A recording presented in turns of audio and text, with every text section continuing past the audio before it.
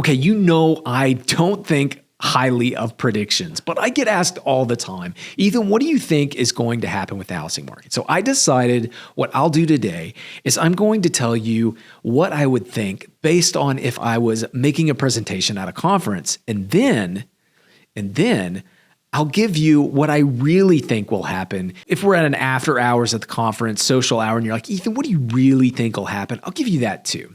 But the truth is, the best value that I provide is to help you understand what is currently happening in the market. I provide data that you don't see for a month or two down the road. When we look at contract prices, we're seeing what future prices will be reported. When I give you daily active listings, I'm showing you active listings changes before they're ever reported by Realtor.com, which is usually wrong anyway, Zillow, Redfin, you name it. You get it here before any of those places. I also show you data by neighborhood where we look at which areas are heating up or cooling off based on where the active listings and contracts were from the year before. Popular areas, you might think it's cool, but it's actually had so much more demand than it had in the previous year. And that should inform you of the current environment where you can make an educated decision on the current situation.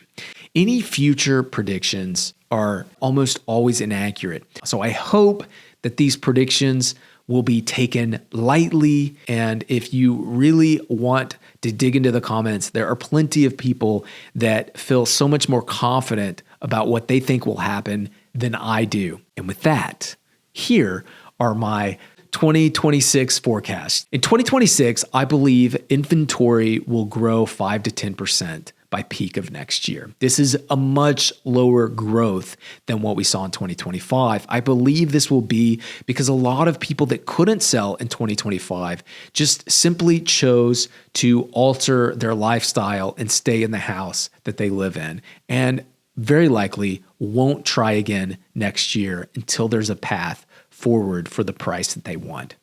I believe demand will be flat. Now, keep in mind, if active listings grow 5 to 10%, we could see over 10,000 active listings at peak, and demand being flat means that inventory is about 4 to 5 months. This will feel very slow. If you are a seller, people are used to moving their house in 2 to 4 weeks, and if they have to wait months, it's simply unbearable. I don't know how else to say it. People just don't think that something should take 4 to 5 months. The reality is that even if it's priced well, it will take much longer to sell today than it has in the past. Median price will continue to churn. I think it's either about minus 1% all the way up to 2% growth. Now, the truth is that if we get a lower median price, we'll probably see more transactions. This would be a good thing in my opinion, but I just don't know that it will happen.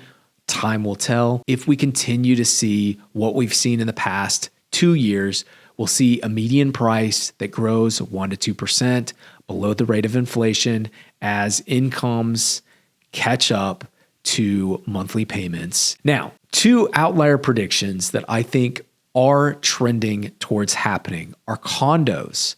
Condos are so bad that they'll be good in 2026. Now, this doesn't mean that prices won't still fall, but especially the high-rise condos. We've seen high-rise condos get repriced massively. We talked about the 1212 building, just the massive volume of losses we've seen in that building. And I believe this will spur interest and we'll see transaction volume tick up.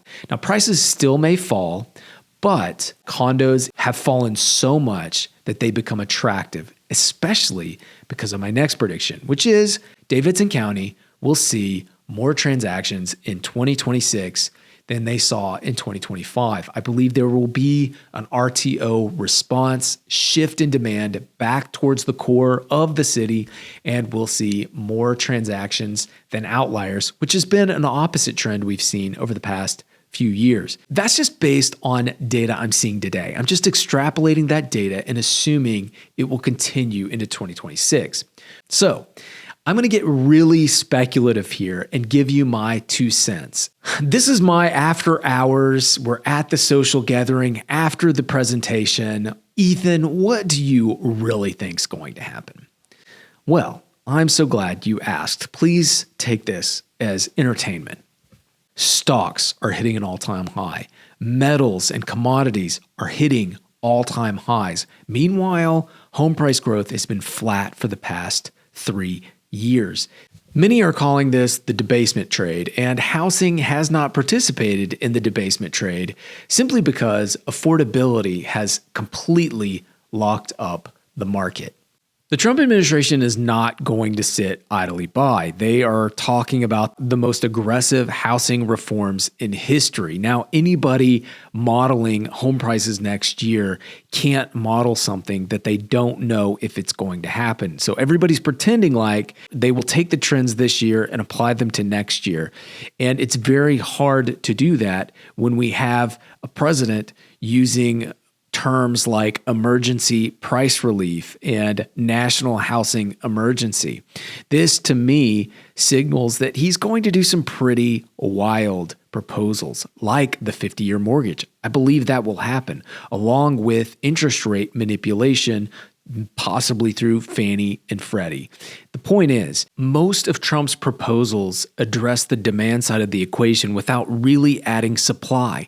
They've mentioned things that could add supply, but none of them would be as quick as stoking demand. And this is the problem. This would cause home price growth to be larger than anything we've seen since the 2022 interest rate spike, which will in turn cause listings to grow. Now, this will soften price appreciation in areas like Nashville, where the affordability is much more out of whack than other areas. Whatever the national home prices are, I would say Nashville lags that moderately. But what we will see are home sellers that couldn't sell their homes in the past few years come back onto the market because they can now get their price. Money printing and money games do not create demand for homes where there is no demand. It's like if you printed money and handed out to people and asked them to go buy a slushie in the North Pole.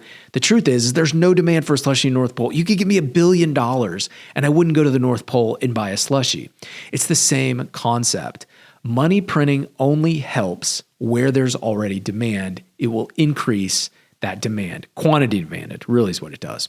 Transaction volume, if this happens, will be pushed up 10 to 15% from 2025. If we finish 2025 at 28,000 single family homes, which is kind of where we're trending, which is basically flat to where we were last year, next year we could break 30,000. This is still below where transactions were in 2020, 2021, but it's significantly higher than anything we've seen so far. The Trump administration's push to make things more affordable will really be a very short-term Band-Aid that will end up pushing asset prices up once again, with stocks and commodities at all-time highs and a government that is committed to devaluing its currency.